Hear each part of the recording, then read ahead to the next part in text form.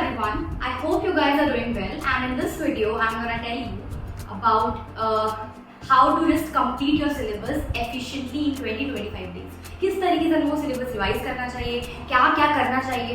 आधे लोगों ने सिलेबस कंप्लीट कर लिया होगा, आधे क्यों बोल रही हूँ मैं, 95% लोगों ने सिलेबस एक बार तो पढ़ लिया होगा, राइट। ऑब्वियसली ऐसा कोई बंदा है नहीं जिसने पढ़ाई नहीं की है, एक दो चैप्टर छूटा होगा, बाकी मेजॉरिटी चैप्टर्स उन्होंने पढ़ लिया होगा। मेरे हिसाब से सबने कर लिया होगा, बट उनको कॉन्फिडेंस नहीं आ रहा है क्योंकि उन्होंने ढंग से रिवाइज नहीं किया है, इसलिए टेस्ट देने का मन नहीं करता है। लास्ट के टाइम पे किस तरीके से एफिशिएंटली रिवाइज किया जाए। अगर तुम लास्ट के टाइम पे रिवाइज करके नहीं जाते हो तो तुम्हारा कोई फायदा नहीं है पढ़ के। तुम्हें लाइक होता है ना कि 50% भी चीजें याद नहीं रहेंगी अगर तुम लास्ट के टाइम में रिवाइज नहीं करते हो। तो ये वक्त बहुत जरूरी है, किस तरीके से एफिशिएंटली रिवाइज किया जाए वो मैं बताने वाली हूँ तुम लोगों को। सो लेट्स स्टार्ट दिस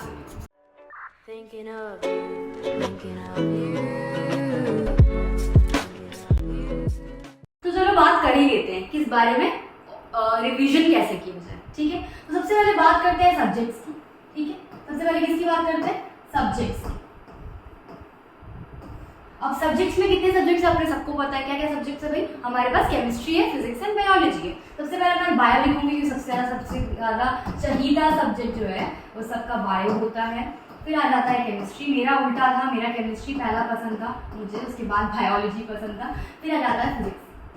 ठीक है, तो ये हमारा सीन है। अब यदि ये क्या बता रही हूँ, टाइम पास मत कराओ, ठीक है, टाइम पास नहीं करवा रही हूँ, बात कर रही हूँ किस तरीके से हम लोग को बायो, केमिस्ट्री और फिजिक्स को रिवाइज करना है, किस तरीके से सब कुछ आगे बढ़ते जाना चाहिए, ढंग से आगे बढ़ना चाहिए। ठीक है, अगर तुम रिवाइज नहीं कर रहे हो लास्ट मोमेंट में तो फिर खत्म ही है बात, है कि नहीं।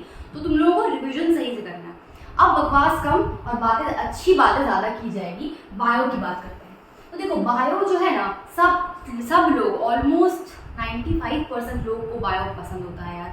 और बायो जो होती है कि मतलब उतना टाइम पास, उतना ज़्यादा दिमाग खटाने की चीज़ नहीं है बायो। तुम लोगों को ही पता है, तुम लोग बोलते नहीं बायो आजकल टफ दे रहा है, जितना भी टफ दे यार, जितना भी टफ दे, दिमाग खटाने की चीज़ नहीं है। तुम पढ़ोगे, तुम कर लोगे, सिंपल बात है। तो बायो में अपने को पता है क्या पढ़ना है, एनसीईआरटी पढ़नी है। जो इंसान 50 किताबें पढ़ रहा है तो यार उस किताब को अब रख दो कहीं भी कोने में, साइड में, नीट के बाद पढ़ लेना है एमबीबीएस में आके। अभी फिलहाल पढ़ने की कोई जरूरत नहीं है, अभी अपने को एनसीईआरटी पढ़नी है। एनसीईआरटी क्लास 11th और क्लास 12th। सबसे पहली बात कि बायो में जो है ऐसे कुछ चैप्टर्स ही होंगे, लाइक ऐसा कोई चैप्टर होगा ही नहीं जो तुमको एकदम पसंद ही नहीं है, मतलब बर्बाद चैप्टर है, अच्छा नहीं लगता, भी कुछ समझ नहीं आता, ऐसा कोई chapter I don't think bio में होगा।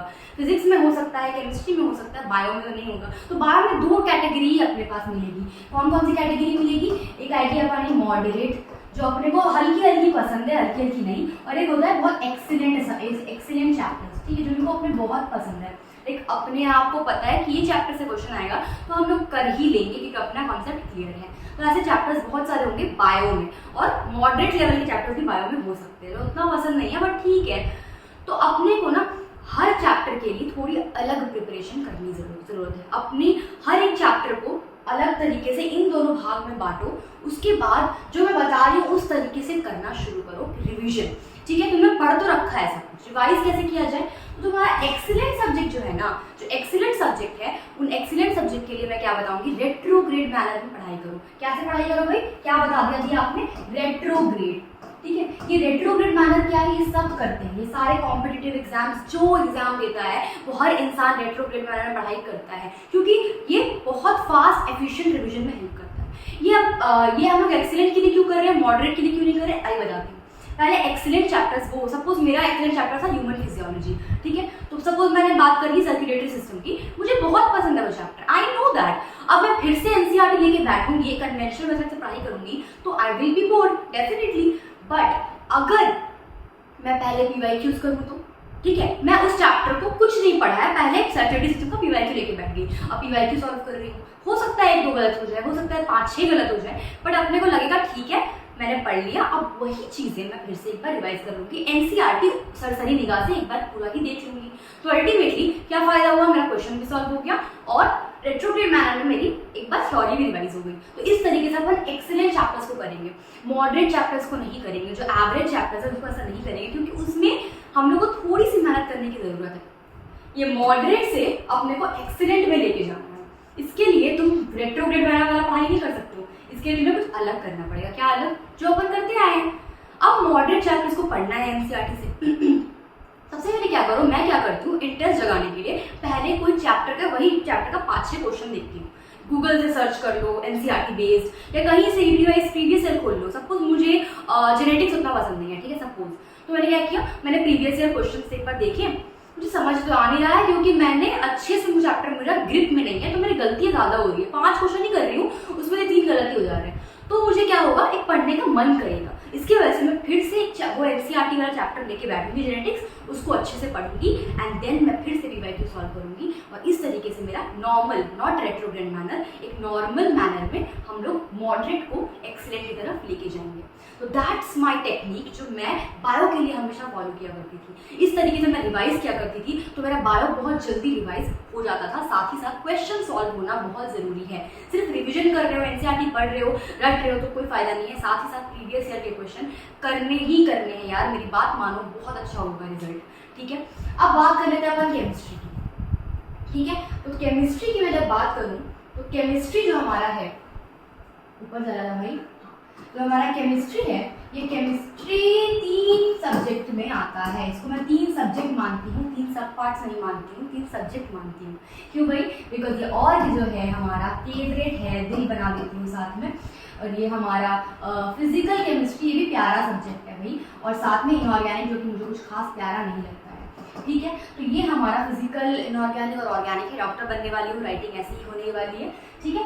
अब बात कर लेते हैं कि ऑर्गेनिक केमिस्ट्री के लिए क्या करें। दी आपका तो ऑर्गेनिक केमिस्ट्री बहुत सॉलिड था, तो क्या किया जाए, आपने ऑर्गेनिक केमिस्ट्री कैसे सॉलिड बनाई? देखो, वो सॉलिडिटी जो आती है वो होता है ना कि इंटरेस्ट है, बंदी को इस चीज में इंटरेस्ट है, वो चीज़ें नहीं आ पाएगी अगर तुम्हें पहले से ऑर्गेनिक केमिस्ट्री पसंद नहीं है। 1 महीने में नहीं होगा वो चीज़, ठीक है। थोड़ा प्रैक्टिकल हो जाते हैं। ऑर्गेनिक केमिस्ट्री के लिए मैंने वीडियोस डाल रखे हैं, तुम्हारी मर्जी है, तुम देख सकते हो। IUPAC, GOC1, अगर ये सब चीज़ तुम देख लिए हो मेरे वीडियोस, साथ में तुम पीवाईक्यूज कर रहे हो यार, मक्खन की तरह पीवाईक्यूज सॉल्व होने वाले हैं, लिख कर ले लो। जिसने भी किया होगा उनको पता होगा मेरे ऑर्गेनिक केमिस्ट्री का दम क्या है, ठीक है।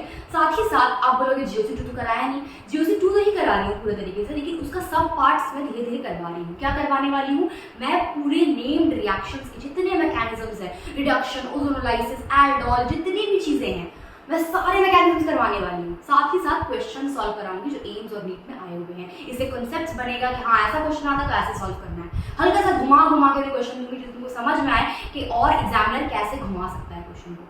तो इससे ये समझ में आता है कि हम लोग को मैकेनिज्म्स के अंदर बहुत घुस के जाना है। थोड़ा बहुत भी कम से कम जाना पड़ेगा, बहुत जाने की जरूरत नहीं है, जैसे मैं पढ़ाऊंगी उतना ही करना है बस, ठीक है। तो मेरे वीडियोस एवरीडे आएंगे, कल या परसों से आएंगे, एवरीडे शुरू हो जाएंगे आना। तुम देखो यार, 10 से 15 मिनट तुम दे ही सकते हो, ठीक है, ऑर्गेनिक केमिस्ट्री को मेरे वीडियोस के थ्रू। और साथ में और जो GOC1 है, IUPAC अगर देख रखा है तो बहुत अच्छी बात है, नहीं देखा है तो करो। उसके बाद पीवाईक्यू सॉल्व करो। ऑर्गेनिक में नो रेट्रोग्रेड मैनर, ऑर्गेनिक में अपने को पहले कॉन्सेप्ट जानना होगा तभी क्वेश्चन सॉल्व होंगे, सिंपल बात है यार, ठीक है।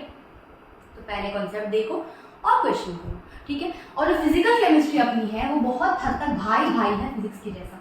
फिजिक्स और फिजिकल केमिस्ट्री की बात मैं एक ही साथ कर लेती हूँ। देखो, फिजिकल केमिस्ट्री में मेजॉरिटी चीज़ें जो है वो सिर्फ फॉर्मूला है यार, तुमको भी पता है, मुझे भी पता है। फिजिकल केमिस्ट्री से क्यों डर रहे हो? फिजिकल केमिस्ट्री बहुत ईजी है। ऑर्गेनिक और इनऑर्गेनिक का बीच का चीज़ है यार, वो बहुत ईजी सब्जेक्ट में से एक है। बहुत फॉर्मूलाज पूछते हैं, ज़्यादा कॉन्सेप्ट्स नहीं लगता, ज़्यादा थ्योरी नहीं है यार। आराम से तुम फॉर्मूलाज देख के लास्ट के टाइम में खाली फॉर्मूला देख के भी जाओगे ना तो काम बन जाएगा, ठीक है। अब तुम लोग मुझे बोलोगे कि मैं फॉर्मूला अपलोड कर दूँ हर चैप्टर का, तो मैं अपलोड भी कर दूंगी फॉर्मूलाज फिजिकल केमिस्ट्री में। और कुछ करने की जरूरत नहीं फिजिकल केमिस्ट्री में। फॉर्मूलाज देखो, पीवाईक्यूज करो, फॉर्मूला देखो, पीवाईक्यूज करो, that's it. That is your revision strategy for physical chemistry. बैठ के पढ़ने मत लग जाना, नहीं फायदा होगा, कोई फायदा नहीं होगा अल्टीमेटली। तुम समझ रहे हो मैं क्या बोलना चाह रही हूँ? अगर इलेक्ट्रोकेमिस्ट्री पढ़ने बैठ कर नोट्स लेके तो क्या होगा, 3 दिन नोट्स लगा पढ़ते रह जाओगे, फिर बैठ के पीवाईक्यू सॉल्व करोगे, एक चैप्टर 5-6 दिन में खत्म करोगे। समझ रहे हो इसका मतलब तुम? नो, एक दिन में कम से कम भी तो 1-2 चैप्टर तो फिजिकल केमिस्ट्री अपने को रिवाइज प्लस पीवाईक्यूज करने ही है। समझ में आया? वैसे ही फिजिक्स में करना है। फिजिक्स में क्या है? फिजिक्स में तो भाई 3 भाग आ जाएंगे चैप्टर्स के। एक होगा एवरेज, एक होगा एकदम पुअर, ज़्यादा पुअर चैप्टर तो घटिया चैप्टर्स लगते हैं जो, और एक एक्सीलेंट में खाली मॉडर्न फिजिक्स ज़्यादा कुछ और आता नहीं है ना। मॉडर्न फिजिक्स, मैग्नेट, ये सब आ गया तो मुश्किल से, ठीक है। जैसे मुझे घटिया सब्जेक्ट जो चैप्टर्स होते थे फिजिक्स के, जैसे वेव्स, इलेक्ट्रोस्टैटिक्स, नहीं पसंद था मुझे यार, तो मैं क्या करूँगी उसके लिए? मैंने क्या बताया, रेट्रोग्रेड मैनर 2 चीज़ों के लिए करना है, poor chapters and excellent chapters. Average को अपने को एक्सीलेंट बनाना है, इसीलिए उस पर ध्यान देना है। एकदम जो बेकार लगते हैं, एकदम जो सॉल्व नहीं होते, ढंग से पढ़ाई नहीं पूरे साल, वो चैप्टर्स को अपन PYQs के थ्रू लड़ेंगे, ठीक है। क्योंकि PY सपोज वेव ऑप्टिक्स, ठीक है, तुमको उतना पसंद नहीं है, बट अपने को पता है कि वेव ऑप्टिक्स से यार रिपीटेड क्वेश्चन आते हैं, वही आएगा हाइजेंस रूल, हल्का फुल्का N1 N λ1 यही सब पूछेगा, तुमको पता है ये चीज। तो PYQs करो, रेट्रोग्रेड मैनर में कॉन्सेप्ट्स को डील करो और खत्म करो चैप्टर को, उड़ाओ चैप्टर को जल्दी जल्दी, ठीक है। और जल्दबाजी में ऐसा नहीं कुछ पढ़ा ही नहीं, अपने अंदर कॉन्फिडेंस आना चाहिए कि हाँ मैंने किया है, मैंने वो क्वेश्चन सॉल्व करूंगी, that should be your confidence, ठीक है। अपन ने ये भी कर लिया। अब क्या बात कर रहे हैं, जो चैप्टर्स मेरे को एवरेज लगते हैं, वो एवरेज चैप्टर्स को अपने को एक्सीलेंट में लेके जाना है। अब मेक श्योर कि एवरेज चैप्टर्स बहुत ज्यादा ना हो, क्योंकि एक्सीलेंट में जाने में टाइम लगेगा थोड़ा सा, ठीक है। क्या करना है उसके लिए, नोट्स तुम्हारे पास होंगे, नोट्स तो बनाए होंगे कुछ ना कुछ, उसको रिवाइज करो, उसको नोट्स को पढ़ो सिर्फ एवरेज चैप्टर्स के लिए। एक्सीलेंट चैप्टर में मॉडर्न फिजिक्स, सेमीकंडक्टर, सब बकवास चीजें, अच्छी चैप्टर्स में से एक है। तो ये लोग के लिए क्या करोगे तुम, फिर से PYQ रेट्रोग्रेड PYQ सॉल्व करो, गलतियां हो रही है देखो, उड़ाओ, चैप्टर खत्म करो, मतलब रिवाइज हो चुका चैप्टर, पढ़ लिया तुमने चैप्टर, ये मान लो उस टाइम पे, ठीक है। दैट शुड बी अ गोल। तो फिजिक्स समझा दिया मैंने, सब कुछ समझा दिया। लास्टली अपन बात करेंगे इनऑर्गेनिक केमिस्ट्री के लिए। तो यार इनऑर्गेनिक केमिस्ट्री के लिए अपने को 1.5 आवर्स जो है ये अपने को रोजाना देने हैं, 20-25 दिन अपने पास है, ऑलमोस्ट 30 डेज तो अपने पास, 29 डेज है चलो मान लिया।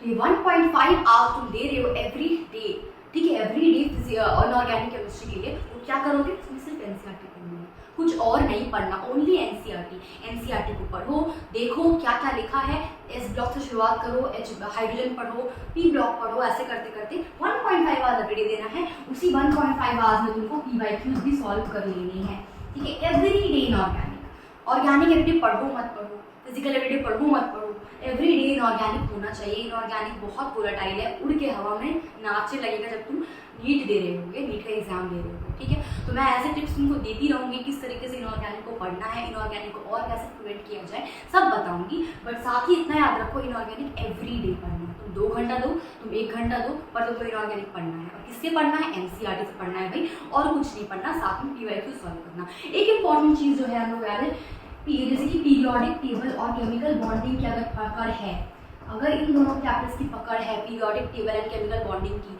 देन तो भाई तुम आराम से 1 घंटा दो एवरी डे इनऑर्गेनिक को, बस अपना थ्योरी रिवाइज करो और तुम उड़ो, कोई टेंशन नहीं होगी तुमको। समझ में आ गया होगा कि अगर ये दोनों में पकड़ है तो अच्छा खासा 14 से 15 क्वेश्चन तुम इनऑर्गेनिक के जो आने वाले हैं तुम सही कर दोगे। क्योंकि इनऑर्गेनिक ना धोखा नहीं देता है, लाइक तुम्हें आता है तुम कर लो, that's what I think inorganic is good. अगर तुम पढ़े हो अच्छे से, अगर तुम्हें कॉन्सेप्ट पता है पीरियोडिक के और केमिकल बॉन्डिंग के, that should be your goal. अब किसी को नहीं पता इनऑर्गेनिक, ये पीरियोडिक टेबल केमिकल बॉन्डिंग नहीं आता, तो क्या करना है, थोड़ी सी डिटेल देखो, ऐसा डिटेल लेक्चर देखना जो 2 दिन में खत्म कर दे। ऐसा मत देखने पड़ता ना कि इतना घंटा का लेक्चर है कि तुम 4-5 दिन वही पढ़ते जाते हो, अब टाइम नहीं है, सिली मिस्टेक अब करने का वक्त नहीं है, जो बता रही हूँ वैसे वैसे करो। आई नो दैट कि ये जो फॉर्मूला बता रही हूँ, जो ये ट्रिक है, ये ब्रह्मास्त्र में बता रही हूँ रिविजन का, एवरीवन जो PG प्रिपरेशन करते हैं, DM प्रिपेयर करते हैं, सब लोग ऐसा ही पढ़ते हैं, रेट्रोग्रेड मैनर, और एवरेज से अपन को एक्सीलेंट पे जाना है। ये 2 टिप्स जो मैं बताया है तुमको, वही पूरे लाइफ टाइम तुम्हें याद रहेगा। और ये नीट का 1 महीने में तुम ऐसे करोगे, तुम्हें भरोसा हो जाएगा कि ये ट्रिक काम करती है, तुम PG में भी यही लगाने वाली हो, ये समझ लो। मैंने भी वही कर रही हूँ, मैं भी वही करूँगी, ठीक है।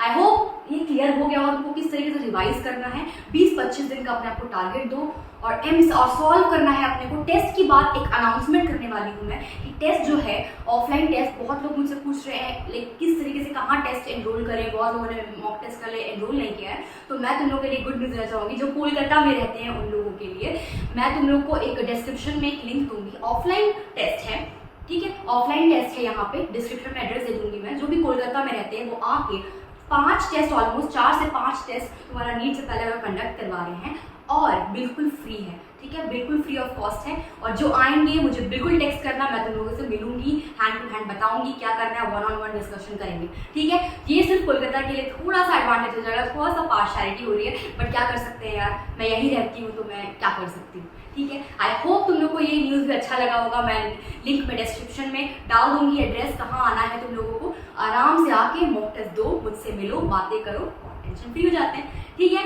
तो आगे बहुत सारी चीज़ें न्यूज़ आने वाली हैं ऐसी, ठीक है, लेट्स बहुत खत्म करते हैं, बहुत बड़ा हो गया वीडियो। ठीक है, थैंक यू सो मच।